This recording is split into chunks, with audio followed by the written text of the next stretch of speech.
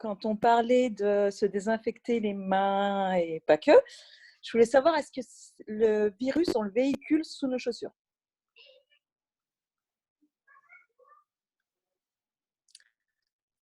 Alors, bonjour Samia.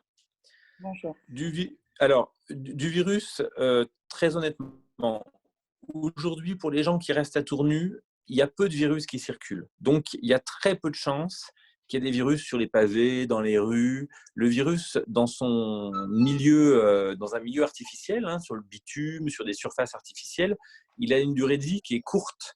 Sur du papier, par exemple, sur un livre, sur du carton, quand on reçoit un carton d'une commande, par exemple, la durée de vie est de quelques heures, 3 heures, 5 heures maximum. Là où il vit le plus longtemps, c'est sur l'inox et sur le verre, où il peut vivre jusqu'à 5 jours. Mais 5 jours, ça fait bien plus longtemps que ça, qu'il y a très peu de virus qui circulent à tours nus, hein. Donc, très honnêtement, sur l'espace public, sur le bitume, là où on marche, le virus, il a une durée de vie de quelques heures. Aujourd'hui, vu le faible nombre de personnes infectées par le virus à tours nus, il y a, enfin, il y a plus de chances à gagner à l'euro million que de ramener des quantités de virus sur ses chaussures. Mais quand même, il faut faire attention. Donc, ça fait partie, ça, des nouvelles habitudes que je vous encourage tous à prendre. Quand on rentre chez soi après une sortie, par exemple après avoir fait ses courses, eh bien, les chaussures, on les laisse à l'extérieur de la maison ou dans un sas à chaussures, si on en a un, dans sa penderie. On ne rentre pas dans sa maison, dans sa cuisine, dans la chambre des enfants avec des chaussures qui viennent de l'extérieur.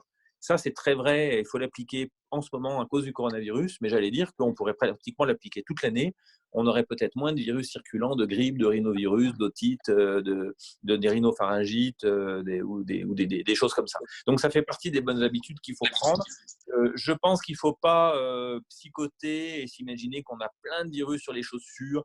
Je pense qu'à ce stade, on n'en est pas encore à un moment donné où il faut mettre des surchaussures pour sortir.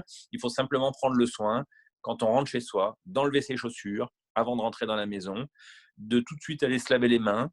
Ceux qui travaillent dans un milieu où il peut y avoir des gens infectés, comme nous en pharmacie, qu'est-ce qu'on fait depuis 1 mois et demi? Eh bien, avant d'aller voir les enfants, on se déshabille intégralement, on met les habits, on les met au lave-linge tout de suite, on prend une douche, on se lave les cheveux tous les soirs, on se savonne entièrement, bien les mains, et ensuite seulement on rentre dans la maison. Voilà.